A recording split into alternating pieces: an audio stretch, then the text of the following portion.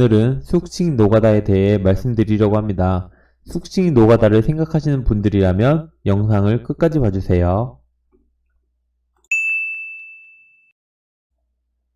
안녕하세요. 단열하는 부자 단자영입니다.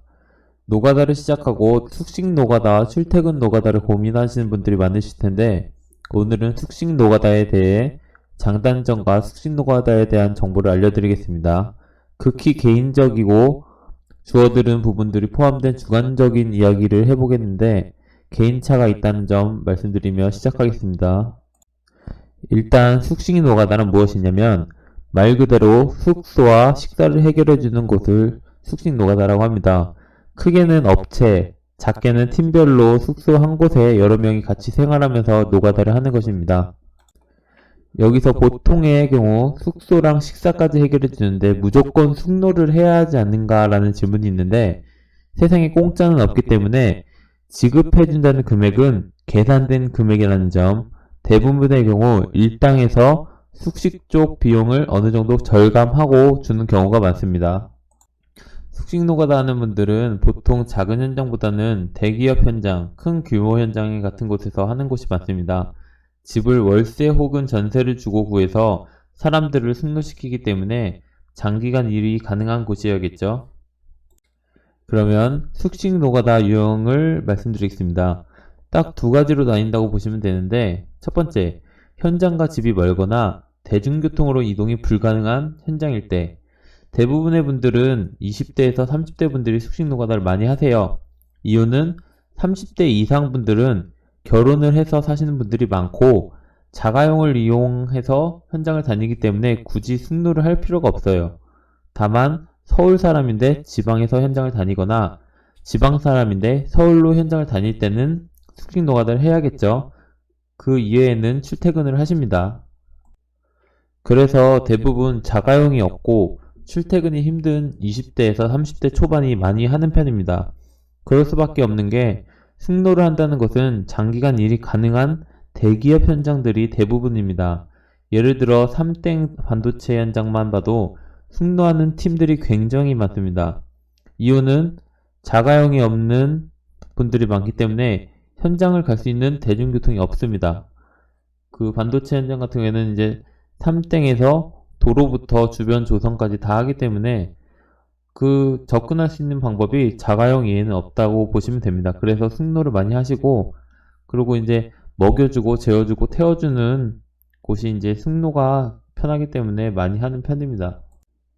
두 번째, 조금이라도 더 쉬고 더 자고 싶어서 생각보다 이 두 번째인 경우가 굉장히 많은데 보통 조공, 잡부들은 대부분 20대 알바하는 친구들이 많다고 생각하시면 되는데 보조할 사람들이 많이 구하는 곳이 대부분 큰 현장들이죠. 저도 이제 삼땡 반도체에서 오래 해봤는데 정말 바쁘고 정신이 없습니다. 그리고 기공이든 저공이든 엄청 바쁘고 막 싸우는 일도 많기 때문에 체력적 소모가 굉장히 큽니다. 그리고 연장, 야간, 철야 작업들이 굉장히 많은 편이고 현장마다 다르겠지만 보통 연장은 8시, 야근은 한 10시 정도 끝나고 출퇴근을 한다면 가자마자 누웠다가 다시 일어나서 출근을 해야 하는 시기 때문에 장기간 일하기에는 체력이 딸려서 못합니다. 그래서 숙식 노가다를 하는 이유 중 하나죠. 그러면 숙식 노가다의 장점이 무엇이 있는지 말씀드리겠습니다. 숙식 노가다의 장점은 첫 번째, 먹고 자고 출퇴근 이동수단이 보장이 된다. 숙식 노가다의 가장 큰 메리트 중 하나이죠. 비싼 밥, 좋은 숙소는 아니지만 밥 걱정 없고 자는 걱정 없이 일할 수 있다는 것이 굉장히 좋은 점이고 젊은 대학생들이나 알바생들에게는 굉장히 좋죠. 그리고 집이 먼 분들에게는 큰 메리트가 아닌가 싶습니다. 두 번째, 일이 끝나도 체력적 부담이 덜하다. 대부분의 숙식 노가다는 현장에서 최대한 가까운 곳에 숙소를 잡습니다. 보통 30분 내에 숙소를 고르기 때문에 늦게까지 야근을 하면서도 출퇴근하는 사람들보다는 최소 1시간에서 2시간 정도는 휴식 시간이 보장된다고 보시면 됩니다. 세 번째, 퇴근 후에 형님들이 다 사준다. 노가다에서 서로 힘들게 일하면서 관심병사가 아닌 이상 친해지고 잘해주려고 하는 경우가 많습니다. 또한 숙노를 하는 아재들은 결혼을 안 한 경우가 많기 때문에 술과 게임을 굉장히 좋아합니다. 형님들은 이제 이것저것 많이 사주고 특히 어린 친구들은 조카 혹은 아들뻘인 경우가 많기 때문에 각별하게 더 챙겨주죠. 단 싸가지가 있다는 가정하에. 그러면 이제 숙식노가다 단점이 뭐가 있을까요? 숙식노가다 단점 첫 번째, 퇴근 후에도 작업의 연장선이다. 쉽게 생각하셔서 일이 끝나고 빠이빠이 하는 게 아니라 날 혼낸 사람, 칭찬한 사람, 그냥 그런 사람, 선임 후임 동료들이 다시 같은 곳으로 모이게 되죠. 이게 숙식노가다의 가장 큰 장점이면서도 단점이 아닐까 생각이 드는데 눈치를 볼 수밖에 없는 게 현실이에요. 그래서 오히려 정신적 스트레스가 더 받을 가능성도 높고 그렇게 이제 룸메를 잘 고르지 못했다면 완전 큰 단점이 되겠죠. 두 번째, 엄마의 집밥이 그립다. 노가다 식사는 한바식당, 즉 현장 식당에서 먹는 경우가 대부분이에요. 싸게 먹을 수 있고 식당 장부를 써서 한 달씩 계산하기 때문에 한 곳에서 일하는 동안은 같은 곳에서 먹는 경우가 많습니다.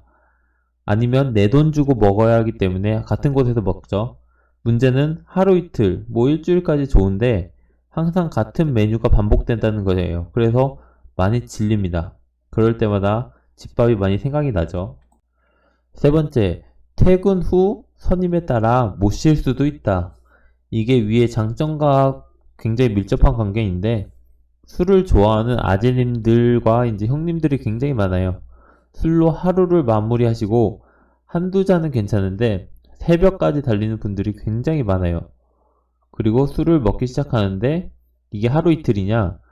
적게는 일주일에 3-4번, 많게는 일주일 중에 8번을 먹습니다. 이게 진짜 아재들이 술 파워가 장난이 아니기 때문에 처음 숙직 노가다를 하려고 접했던 이제 젊은 친구들은 이겨내지 못하고 스트레스 많이 받죠. 그리고 다음날 일에 지장도 많이 주고 그래서 이게 굉장히 큰 단점이 될 수도 있습니다. 하지만 이제 선임이 잘 만난다면 문제는 없겠죠. 이렇게 이제 숙식 노가다를 염두에고 계신 뭐 젊은 분들이나 20대 분들이나 뭐 알바, 단기, 장기 분들이 계시다면 몇 가지만 비교해 보시고 숙노를 하시면 되겠습니다. 첫 번째, 일당. 이것저것 비교해 보시고 많은 곳이 좋겠죠. 금액은 천차만별이기 때문에 잘 찾아보시면 좋은 곳이 있을 겁니다.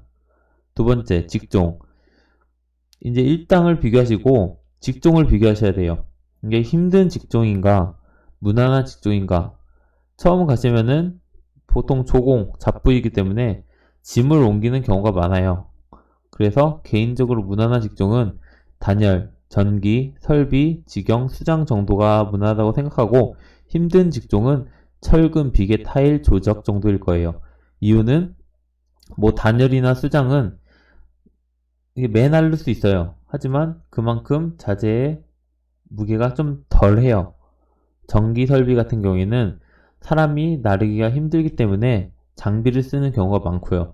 그렇지만 이제 힘든 직종의 철근, 비계 이런 거는 사람이 들고 가는데도 무거워요. 타일 조적도 굉장히 무겁고 그렇기 때문에 이거는 자신의 체력 뭐 이런 거에 따라서 결정을 하시면 됩니다. 세 번째, 이게 가장 중요한데 숙노를 시작했는데 선임이 또라이면은 과감하게 나와라. 선임이 제대로 된 분이어야 해요. 혼내고 안 내고로 판단하는 것이 아니고 시비를 걸고 말꼬리를 잡는 선임은 피하는 게 좋아요. 그리고 제일 중요한 거는 유흥, 술을 덜 좋아하는 선임을 찾으세요. 여러분이 술을 좋아한다면 상관이 없지만 개인적으로 저는 다음날 일을 가면 전날 술을 절대 먹지 않습니다. 술을 싫어하는 친구라면 분명히 큰 스트레스가 될 겁니다.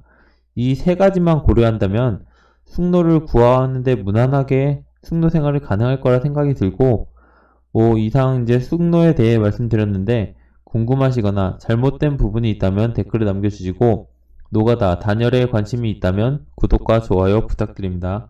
이상 단열하는 부자 단자영이었고 감사합니다.